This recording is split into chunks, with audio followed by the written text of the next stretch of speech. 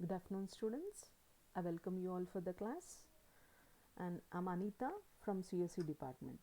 In this semester, I'm going to teach you computer organization and microprocessor.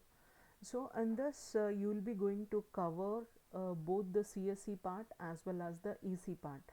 When it comes to computer organization, it relates to CSE, and when it comes to microprocessor, it relates to EC. So, both combinedly, you will be going to get in this computer organization and microprocessor. So, for this computer organization and microprocessor, we call it as CO and MP.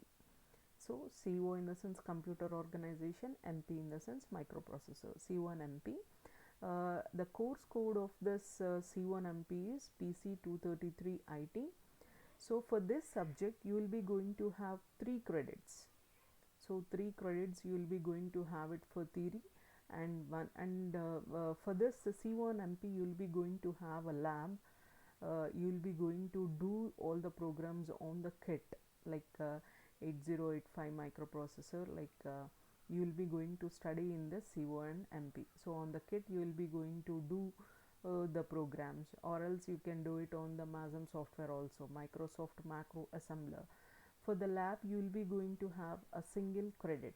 So 3 credits for your theory and single credit, 1 credit for your lab exam. Fine. So this is the brief description regarding this computer organization and microprocessor. So let me tell you, or let me clear you. So what do you mean by computer organization? So computer organization in the sense, when you are going to study computer organization, you will be going to have different things. Organization, what organization actually means in the sense, organization describes how it does. So there is a lot of difference between organization and architecture. The major subject is COA, actually computer organization and architecture. So that is completely the syllabus you will be going to have, but you are going to study the organization part, and there is a much more difference between organization and architecture. So let me clarify the difference between the organization and architecture. So what architecture means is nothing but architecture describes what the computer does. That is the architecture. So when it comes to organization, how it is going to do it, so that is the organization. So that we can differentiate between the computer organization and computer architecture. And another important point is, when we are going to deal with the computer architecture, it is going to deal with the functional behavior of the computer system. Architecture deals with the functional behavior of the computer system, whereas organization deals with the structural relationships. So structural relationship, we call it as a organization. Fine. So this is the major difference between the computer architecture and the computer organization. So let me tell you clearly, computer architecture is concerned with the hardware components, like how they are connected together to form a computer system. That we call it as a computer architecture. When it comes to the computer organization, it is concerned with the structure and behavior, as well as the structure as well as the behavior of the computer system.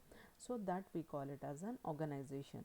So in this curriculum, in this semester, 4th semester, we'll be going to study regarding the organization part, but not with the architecture part.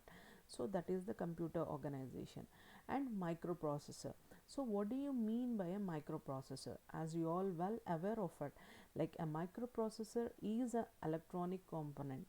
So what that electronic component consists of, in the sense, this electronic component acts as a CPU.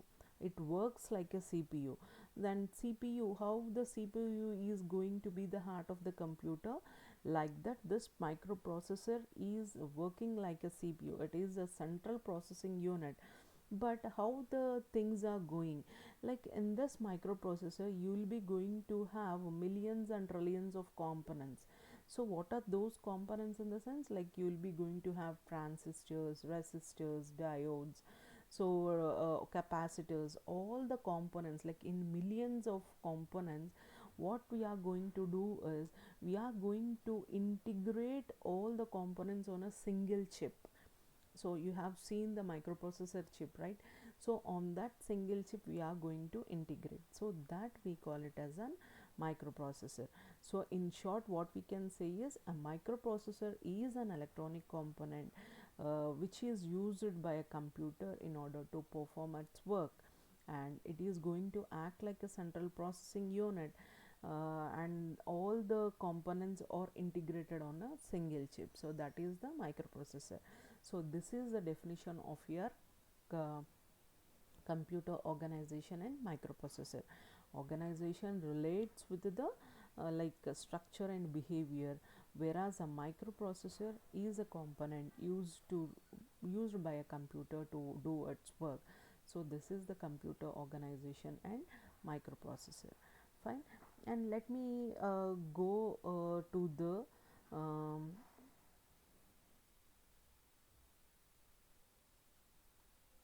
and now we'll be going to see regarding the course outcomes. So course outcomes are nothing but, after studying the whole semester, this computer C1 and MP subject, after studying the whole semester, at the last what you have gained, at the last what you will gain, regarding which you will be going to gain the knowledge, regarding which you will be going to have the idea. So that tells the course outcomes. Here are the few course outcomes for the fourth semester C1 MP. The first and the foremost thing is to understand the architecture of modern computer bus structures. So to understand the architecture, in the sense like you will be going to have an architecture for each and everything, right? So the bus architecture, or the control bus computer architecture, whatever it may be, like you will be going to have a different architectures, right? So you will be going to have an idea regarding all the architectures, whatever the architectures may be. So you will be going to have all the architectures that are going to be done. So how many architectures are there, that we will be going to see later. So that is the computer architecture. So next one is analyze different memories and evaluate the mapping techniques. So you will be going to have the memory management, right? Like you will be going to have a memory. So memory, in the sense like which is used for storing the data, that is not that we call it as a memory. Fine. So this memory is divided into many, like you will be going to have the ROM, you will be going to have RAM, and you will be going to have a cache memory, and you will be going to have a virtual memory, and you will be going to have associative memory. So these are all the different types of memories you are having. So like a main memory and secondary memory, you will be always all are well aware of it, right?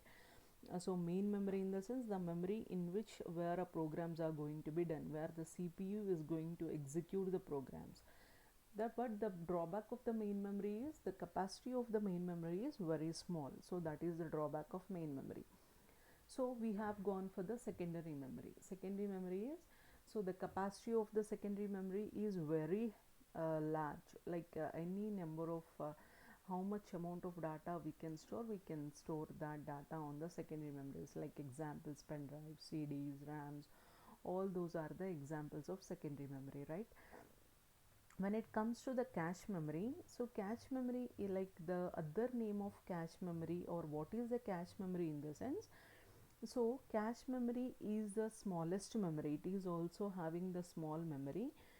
So what the cache is going to do is, we call a cache memory as the fastest memory. Why? Because suppose if you are going to have this is the memory, right? So this is the memory. So this memory can occupy only 10 instructions. So in this memory we can store only 10 instructions. So this we call it as a cache memory, right? In this cache memory we can store only 10 instructions. So if I want to fetch for fifth instruction, it is very much easy in order to fetch for the fifth instruction. Why? Because it is going to store only 10 instructions, so fetching is going to be easy, and also at the same time very faster. Why? Because as it is having less number of instructions, we can fetch the information very much quickly. Suppose for example, take your class. So second year CSE is having 60 students, and A is having 60 and B is having 60. Suppose if I want to search for one person, so if I go to A section and search, then it will be easy. Or else if I make all you people sit at one auditorium, 120 students, it will be very much difficult for me to search that single person out of 120 students. But it makes me easy to find out that single person out of 660 students. What I mean to say is, like when we are going to have less amount of space, so checking any particular information in that less space, less information, makes very much the task is very much easier. Instead of having a large space, or instead of having a more number of instructions, picking a single instruction is very much difficult. I think you got my point. So that is the cache memory. So as it is having the less space, the fetching of information is very much faster. So that is the advantage of cache, which we'll be going to discuss all these things in detail. No worries about it. Fine. And next one is virtual memory. As the name itself indicates, virtual in the sense like it's creating an illusion, right? Virtual, the name itself indicates an illusion. So actually there is no such sort of memory, but we are in an illusion that there is a huge amount of memory at our side. So that's the reason, like how many number of instructions we are giving, like we are going to store or we are going to execute all the instructions, even though the main memory capacity is very small. Even though the main memory capacity is very small, even though we are having a lots and lots of instruction, we are executing all the instructions. How? In the sense, by using the concept of virtual memory. Like we'll be going to discuss in detail, like how we are going to create that illusion and everything in clear. Fine. And next one is the associative memory. So what is the main concept or main funda of this associative memory is, suppose if you want to fetch any sort of instruction in the memory, we used to fetch by address. For example, if I want any person from your class, I'll be going to specify that person with their roll numbers, right? Roll number is the unique identification for you people. Like when it comes to names, the names are not going to be unique. Why? Because maybe multiple names can be repeated, like ambiguity will be there. But when it comes to roll number, only a single person is going to have that particular roll number. So that uniqueness you will be going to find in the roll number. In the same manner, if I want to fetch any sort of instruction in memory, I'll be going to fetch that instruction by making use of its address. So by making use of its address, suppose here have said 10 instructions are going to be stored. So here the address is 1000, this is 1002, this is 1004. Suppose my data was here, in the sense I'll be going to fetch this instruction by making use of 1004. Like that I'll be going to fetch normally. What the concept of associative memory is, instead of fetching with the address, it is going to fetch with the keywords. It is going to fetch with the keywords. What are the keywords we are having? That keywords will be going to take. And how? Suppose I am taking Anita. Fine. So Anita, so I'll be going outside somewhere over there, and I'll be going to match this Anita with the surrounding people. Maybe 5 or 6 people have been matched. Fine.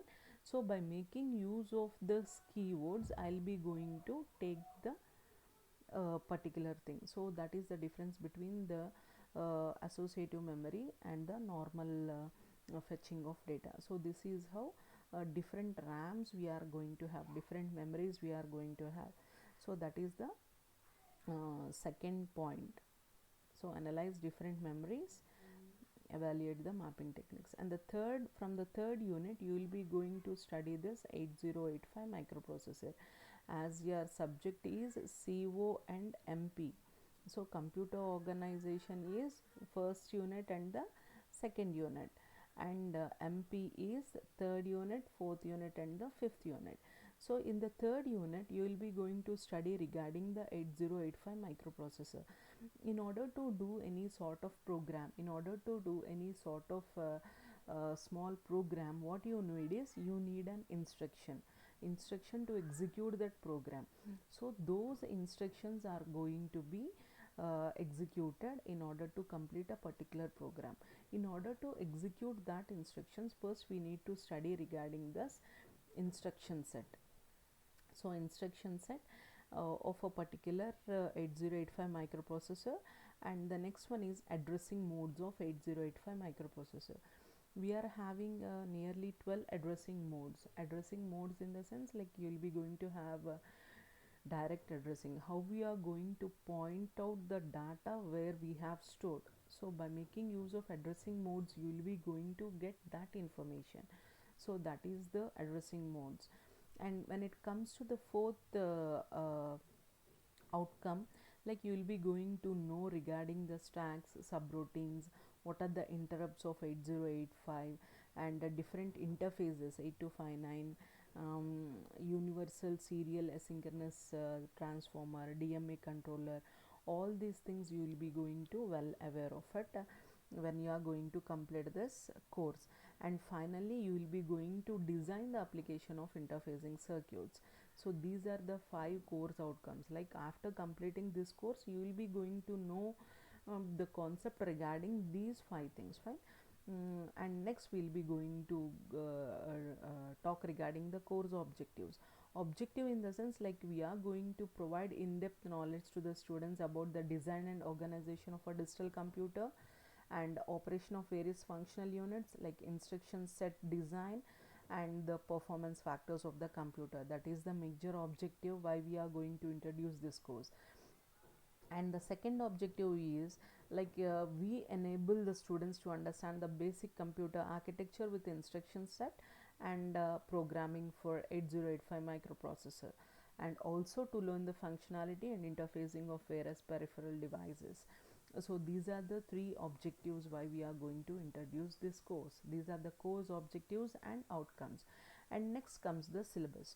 In the first unit of your fourth sem syllabus, like sorry, it has been it has written a fourth sem. This is the fourth sem. So the basic structure of a computer. So in this basic structure of a computer, you will be going to know regarding the computer types. What are the different types of computer, and what are the different functional units of a computer, operational concepts of a computer, what are the bus structures, and okay, you will be also knowing about the multiprocessors and multi-computers and the history of computers. So this is the introductory part of a basic structure of a computer. And in the second part, you will be going to know regarding the input and output organization. So inputs, what is an input, what is an output, so how we are going to organize those input devices and the output devices. So that you will be going to know. You will be also going to study the concept of interrupts. So what do you mean by an interrupt, and what are the different processors that with examples you will be going to know. And the major thing is direct memory access, DMA. In short, we call it as a DMA. DMA is the direct memory access, which is the very important concept. So these are the basic introductory things that you are going to know in the first unit. So first unit consists of like computer types, the functional units. Functional units are nothing but the CPU, control bus, address bus, data bus. So what are the units? Memory. What are the units you are having? You will be going to study regarding. You will be going to have an architecture. So that architecture you will be going to study. So what are the different multiprocessors and multi-computers? What is the history of a computers? All the basic things you will be going to study in the first unit. And when it comes to the second unit, the memory system, which is a very important concept in the computer organization. So here in this we'll be going to talk regarding the RAMs. So semiconductor RAMs, RAM memories we will be going to have. This read-only memories, what is the speed, size, cost of those memories, and importantly, as I have said you, regarding the cache memories and the cache memory performance when it compared with the normal memory, and also the virtual memory and the memory management requirements and the secondary storage devices. So all these things covers the memory system. So as I have said you before, so we'll be going to have different types of RAMs, types of memories, RAM, ROM, like primary memory, secondary memory, cache memory, virtual memory, associative memory. So all these are different types of memories. Like you'll be going to study in detail regarding the RAM, the architecture of RAM, what are the pins you will be going to have in the RAM, as well as ROM, and what is the speed of that pin configuration, what is the size, what is the cost, and later on you will be going to shifting to the cache memory. So what is a cache and what are the advantages and disadvantages of cache memory, and how it is going to it is very much useful when we are going to store the data or fetch the data. When it comes to virtual memory, how we are going to make all the programs to execute. So even though the main memory capacity is small, we are executing all programs. How? So by making use of virtual memory concept. So that is the thing. So all these things you will be going to study in the second unit. When it comes to the third unit you will be going to start the 80 completely, the 8085 microprocessor. Like you, the IT people is going, you people are going to study 8085 microprocessor, whereas CSC people will study 8086 microprocessor. So there are different microprocessors, like you people are going to study 8085 microprocessor in detail, and CSC people will be going to discuss or study 8086 microprocessor in detail. So in this 8085 microprocessor, the architecture is mainly important. So 8085 microprocessor is an 8-bit microprocessor, where it is 8086 is a 16-bit microprocessor. So what is an 8-bit, what is a 16-bit, how we are going to say that it is an 8-bit, how we are going to say that it is a 16-bit, all the things we'll be going to discuss in detail. And here like you will be going to have the introduction for this microprocessors and microcontrollers. So what do you mean by the microprocessor and what do you mean by the microcontroller, difference between the microprocessor and microcontroller, and 8085 processor architecture. As I have said you, this architecture is important, the instructions and timing diagram is important, how we are going to programming the 8085. So in order to programming the 8085 microprocessor, you need to study regarding the instruction set of 8085 microprocessor and addressing modes of 8085 microprocessor. These are the things you will be going to know in the third unit of your C1NP syllabus. And next, when it comes to the fourth unit, like you will be completely knowing regarding the stacks and subroutines and the interfacing of peripheral devices, like 8259, 8257, all these are interfacing devices. Interfacing in the sense, like in order to make two systems to communicate, we need a mediator. That mediator we call it as an interfacing. So programmable interrupt controller 8259 and direct memory access and DMA controller 8257 we'll be going to study in the interfacing concepts. When it comes to the stacks and subroutines, you will be going to know regarding what do you mean by a stack, what do you mean by a subroutine, how the subroutines are going to be accessed, all the things you will be going to cover in the stacks and subroutines. And next comes the last unit, that is the fifth unit. In this fifth unit you will be going to study regarding different microprocessors. So the first one is programmable peripheral interface, that is Intel 8255. Next one is programmable communication interface, that is 8251. Programmable interval timer, that is 8254. programmable keyboard or display controller, that is 8279, and finally serial and parallel bus like RC232 we will be going to study. So these are different microprocessors. We will be going to have a different microprocessors. So you will be going to have a block diagrams for each and every microprocessor. So what is that microprocessor is going to do, how the functionalities, and what are the inputs we are giving, what is the output we are getting, what are the functional properties it is going to have. All the things we will be going to see for each and every microprocessor. In the 5th unit, it is completely studying regarding various microprocessors. So Intel 8255, 8259, 8251, 8254, 8279, all these are the different microprocessors you are having. These are the 5 different units which covers different kinds of information. In the last unit you are going to cover different microprocessors, their block diagrams, their functionalities, advantages, disadvantages, everything you will be going to cover in the 5th unit. When it comes to the 4th unit, you will be going to have the direct memory access interfaces. These are the interfaces: 8259 DMA controller, so A to D converter and D to A converters. So all these things you will be going to study in 4th unit.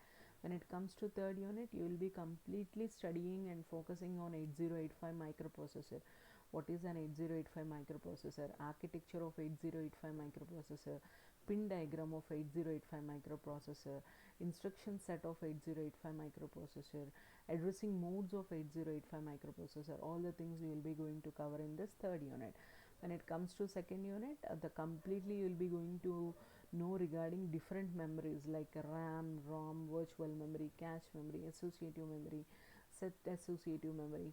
So all these things you will be going to study regarding the memory concept in the 2nd unit, and the 1st unit is totally of introduction.